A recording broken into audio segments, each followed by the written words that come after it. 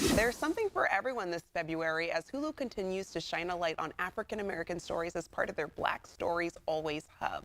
Here to give us the rundown on this exciting and involving collection of content is two-time Emmy Award-winning journalist. We have Kelley L. Carter. Welcome, Kelley.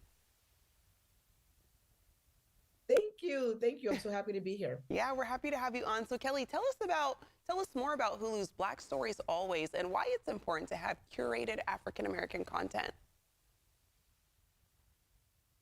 Yeah, I mean, look, this is one-stop shopping, when you want to really discover new creatives or you want to revisit people that you have known and loved for years, you will find it all right here. You will find iconic series like 227, the series that launched, the excellence of Regina King. You also will find The Fresh Prince of Bel-Air. You'll find current modern shows like Abbott Elementary, but you also will find new projects that are original Hulu produced content in this hub as well. And it's just, it's important because we need to make sure that we are opening the door so that all types of people and all types of creatives can have a seat at the table, that they all get an opportunity to tell stories that reflect this community and this family of people and give us an opportunity to hear different types of stories as well. Yeah, I think that's so important. I mean, would you say the collection will bring enrichment and enjoyment to the Black community and those who may not be African American, but who will find compelling content in these stories? Absolutely. I mean, that's the truth of the matter is that these aren't stories that are just for my family. These are stories that are for every family. The reason why shows like The Fresh Prince, for example, or even a newer show like Wu-Tang and American Saga resonate with people is because they harbor universal truths. These are stories that so many different types of people can relate to, even if it's not their lived experience. They probably see something in the world that they can relate to via a show like this, and that is just wholly important. That's the only way that these shows are successful, is that everyone finds something for themselves to watch in the story. Yeah, and you mentioned Wu-Tang. This year marks the 50th anniversary of hip hop. Tell us about the Wu-Tang and American Saga season and how it shines a light on the stories that make up hip hop.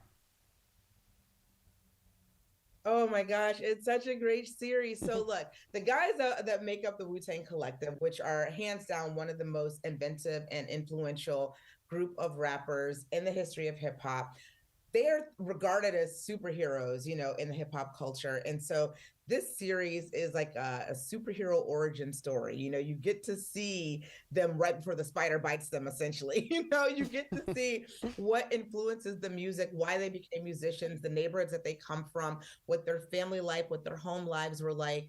And ultimately you hear the music a little bit differently because you know a little bit more about these guys that we thought we knew so much about.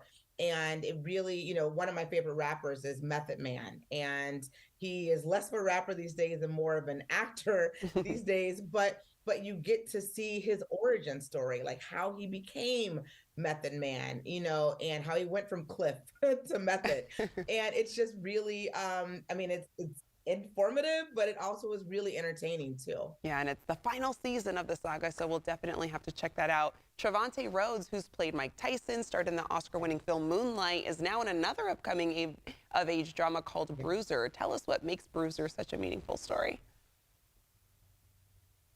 Oh my gosh, it is meaningful is actually the perfect word for that. It really is this exploration of fatherhood and toxic masculinity, which is something that we all are talking about right now, and the effects of toxic masculinity. Trevante is a little bit older than he was in Moonlight when we first met him.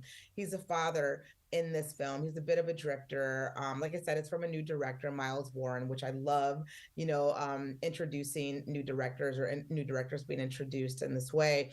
And it's just the type of film that I think you can watch with your family and then you have a conversation with when you're done. It's a type of film that stays with you long after the credits finish rolling. And what about those comfort classic sitcoms we know and love and might even want to rewatch? I know you were talking about Abbott Elementary. I, too, am a huge fan of that show.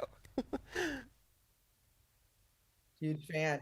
Huge fan. But if you want to go back a little bit further, Ooh. maybe you want to find out where Regina King got her start. Maybe Mhm. you want to find out where Will Smith got his start. You can find those series also in this hub on Hulu and 227, The Fresh Prince of Bel-Air. And then you can also remember our favorite nerd, Steve Urkel, in Oh, Family Matters. That also lives on this hub as well. but classic. I would try to do the laugh, but I also don't want to embarrass myself.